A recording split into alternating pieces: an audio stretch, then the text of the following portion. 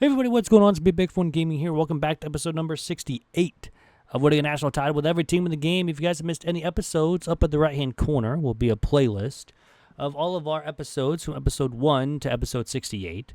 If you're unable to watch those videos, completely understand. Down in the description below will be a record of every team that we've done so far and their season that they won it all for the national championship. But new episode means new team, which means we get a wheel spin. And let's figure out who we are going to use for episode 68. We're back with the C team, and we're going to the Big 12 for one of the first times in a while. We're going to go to Cincinnati. So let's get going here with Cincinnati. Of course, we're going to the Big 12 and one of the new Big 12 teams. But they're at 82 overall, kind of lower overalls, but we'll be fine. We are a motivator, which is nice.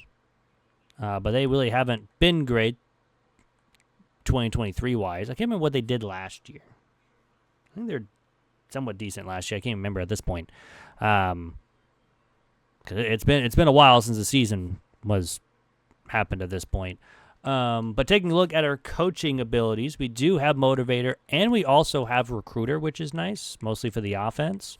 Motivator's probably mostly for the offense. Does have some for the D line, which is nice. And we do have architect. We got stuff for running backs, wide receiver, quarterbacks, and O-line. So that will be nice. Our offensive coordinator is recruiter and scheme guru. Our defensive coordinator is recruiter and master motivator, which will be nice, especially for the upgrades late on in the season. Let's take a look at our roster here. And the roster is going to be looking like a 91 right guard and a 91 defensive tackle. We do have two 85 overall punters, but 79 overall quarterback.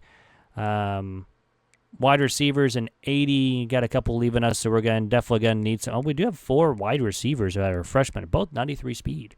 So that's nice. Tight ends a 79. Offensive line does need help because we're losing a lot of them. D-line looks okay. We definitely need some linebackers. Definitely need some corners. Although free safety we're fine with. Strong safety we're good. And we don't need kicker or punter until next season. So we'll be good there. I'm going to go ahead and get season 1 out of the way here. And I'll be back in just a second. So here we are at the end of season number 1 here with Cincinnati, where we go 8-4. On the season, a very good season. We started out with a win against FCS, losing to Pitt, but then winning 3 in a row against Miami of Ohio, Houston, and Texas Tech before losing back-to-back games against UCF and Arizona, winning against Colorado, losing against West Virginia, and winning our last 3 games, Iowa State, Kansas State, and TCU were all wins to go 8-4 and 6-3 in the Big 12. We don't make the conference tournament. That went to Oklahoma State and Arizona, who went 10-2 and 8-1 and 8-2 respectively in the conference. So we are going to get a bowl game, which will be nice. But unfortunately, we're not going to the college football playoff here in season 1. We did just sign a nice middle linebacker and a halfback, which will definitely help out, and a wide receiver. So we just signed a bunch of players coming in. Still got another guy trying to commit as well. Hopefully coach prestige moves up so we don't have that many people wanting to transfer. Playing style, unfortunately, is what it is. And we're having a lot of corners want to transfer out. Will Howard wins the Heisman Trophy with exactly 3,600 yards, 43 touchdowns, and only 1 interception for Ohio State. And we playing NC State in the Pop-Tarts Bowl. So that's a nice little bowl game. Hopefully we can win it. We're going to simulate to the end of season recap like we normally do if we don't make the college football playoff. And hopefully we can take the win, improve the prestige for the school, and eventually get even more recruiting points for next season. We did lose. We are 8-5, but pro potential moves up. Playing time is now only 3, and we still got 5 people, at least 7, probably wanting to transfer. Coach stability goes down, but coach prestige and pro potential go up. So it is a nice little move. What happened to did one of our coaches move? Doesn't seem like it, unless it was our defensive coordinator. No, he's still here. So I don't know why coach stability is still like that, but it is what it is. Miami wins it all in year number 1 with Louisiana, Georgia, Ohio State, Oklahoma State, and Miami as the automatic qualifiers, with Oregon, Alabama, and Clemson, Florida and Ole Miss, and Arizona and Boston College as the at-large bids. So that is going to end season number 1. Is on to season 2 here with Cincinnati. And here we are in season 2 here with Cincinnati, where we go 9-3 on the season, somehow ranked 7th over Utah, who went 10-2. But all in all, a 9-3 season, 7-2 in the conference is very, very good. We end up losing to Nebraska to begin the season, but then beat Miami of Ohio, Kennesaw State, and UCF before losing back-to-back to Iowa State and Utah. But then we went on a roll. TCU, Oklahoma State, Kansas, BYU. We beat Arizona and Baylor. So we win here, we're going to the college football playoff. I even think if we lose, we're going, because it's a 9v7. You never know, though. We could drop out of the top 12. And we did get 1,300 XP. And we won the Big 12. We won the Big 12. We had a guy go over 125 and a touchdown in the Big 12 title game. Jackson Arnold wins the Heisman Trophy, 3,400 yards, 45 touchdowns to 4 interceptions on the season. And we get a bye in our first ever college football playoff appearance. We are the 3 seed with Clemson, Louisiana, Oregon, Cincinnati, and Georgia making it as the automatic qualifiers. Utah dropped out of the top 10, so they didn't make it. Clemson at 22 ended up making it, but Oklahoma, Notre Dame, Penn State, LSU, and Miami, and Arizona and Kentucky are the at-large bids. So we're going to get a tough opponent either way, unfortunately, with this next game, and I don't think we're going to be prepared for it, just because we are still an 85 overall team. We've got some good simulations. We are going to play Miami in the Sugar Bowl. So this one, again, will be a tough matchup here. Arizona actually moved on. Notre Dame and Clemson all won. So Clemson will have an easier matchup against Louisiana. We'll have to play 10-3 Miami, who is ranked 5th in the nation here in this game. But let's get started here against Miami. They're 10-3, same as us on the season, and they're an 87, we're an 85. So that's why I said we're probably not going to be prepared for it. We're not in that next echelon of tiers with being a high overall team. Now, granted, Navy did win with an 85 overall team, but that's Navy. We're Cincinnati. We're going to start on offense first here, and the offense punts. Miami puts up a field goal, then we get a big touchdown to take the lead 7-3. Still now 7-6. And now it'll be 13-7 at the half. So unfortunately, offense really can't get anything going. We do get a stop on defense and a field goal. So it's tied up at 13 all here in the 4th. Can the defense make one more stop? Not at the moment. They are in field goal range. They do force a field goal. Now the offense needs a touchdown. 4th and 1, we do get the first. If we can score, but we have to kick a field goal to tie it up at 16. Miami just needs a field goal, and they get a touchdown with a minute to go. And we go pretty much nowhere, and that's going to do it. We had a tough battle. We're going to lose by 7 to Miami. Just unfortunately couldn't get any other touchdowns other than the first drive, pretty much.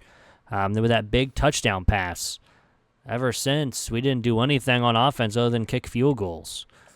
So we're going to go ahead and simulate to the end of season recap here. I was not expecting to reach the college football playoff here near number 2 with Cincinnati, but hopefully we can be up to like an 88 or an 89 after the offseason training boosts. Because, pro potential is an A-, stability is an A, prestige is an A, athletic facilities is a B-, because now we're a 4-star school. We ended up being 85, but Notre Dame ends up beating Arizona 36-29, and Louisiana actually beat Clemson. That's kind of surprising. But that's going to do it for Season 2, and it's on to Season 3 here with Cincinnati. And here we are in Season 3 with Cincinnati, where we go undefeated. We are 12-0 on the season, only ranked 4th. I don't know how we're only ranked 4th, because Florida, Clemson, and Oregon are all 11-1, and we're 12-0, sitting at number 4. I guess the harder competition, the Big Ten, SEC, and the ACC. But, I mean, we did play 2 ranked opponents this year, at least at the time they were ranked. But we beat Boston College. We beat, or I guess 3 with Miami. Beat Miami of Ohio, Utah, BYU. We beat Texas Tech, Arizona, Kansas State. Colorado was ranked when we played them, but they're not anymore. West Virginia, Iowa State, and Houston. So all of them are wins, and it's pretty nice wins. So hopefully if we can win here, we're obviously getting a bye going into the college football playoff. But if we lose, we're probably still playing first round. And now in the run for we do lose, actually. That's our first loss of the season, came inside the Big 12 tournament, or I guess the Big 12 championship, not the tournament.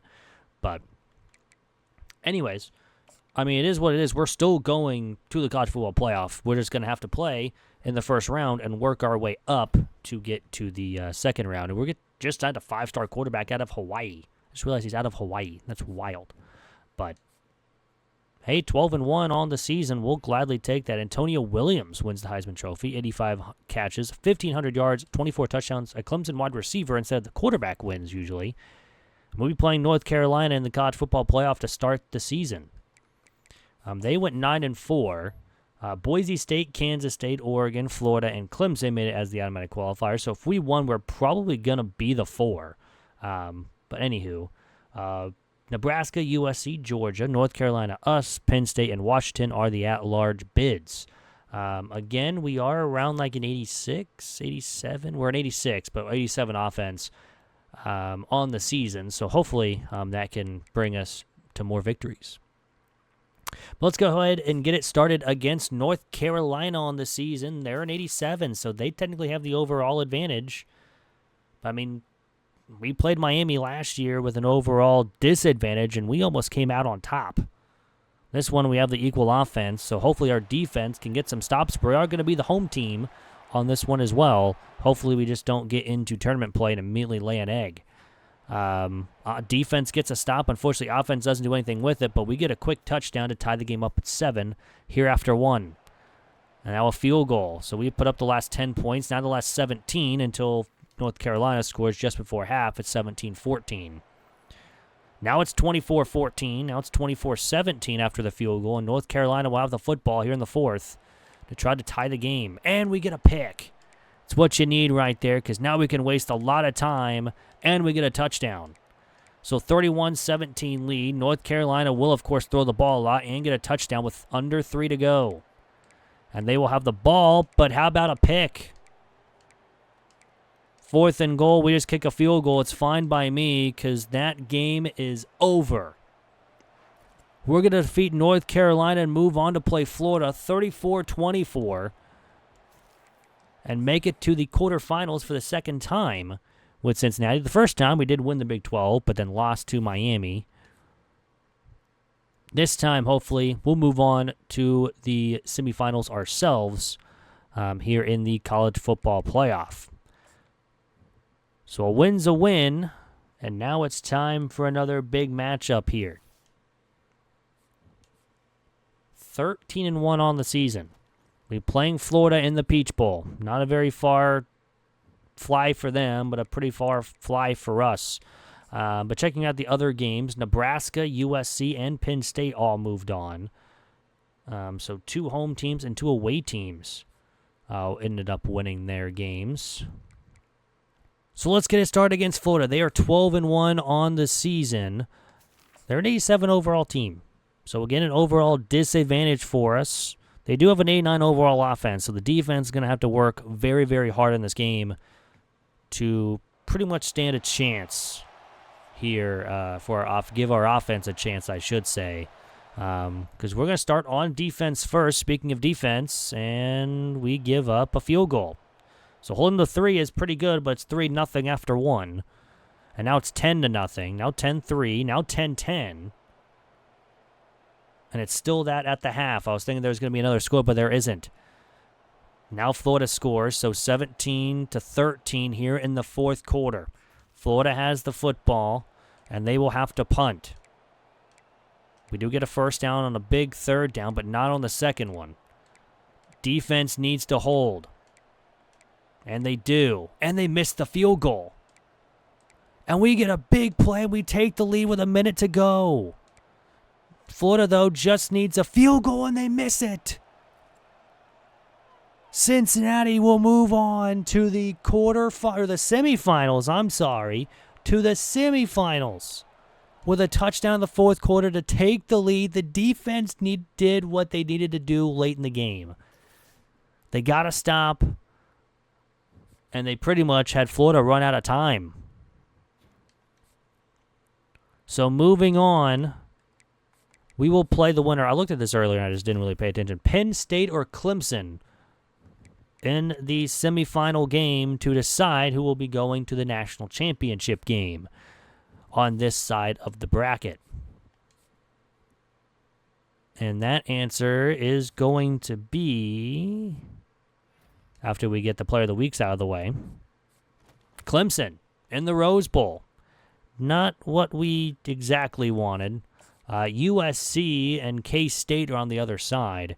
So a win here could be another Big 12 matchup here with Kansas State, but we got to get through Clemson first. So let's get started here against Clemson. They are 13-1 on the season, and they are a 90 overall.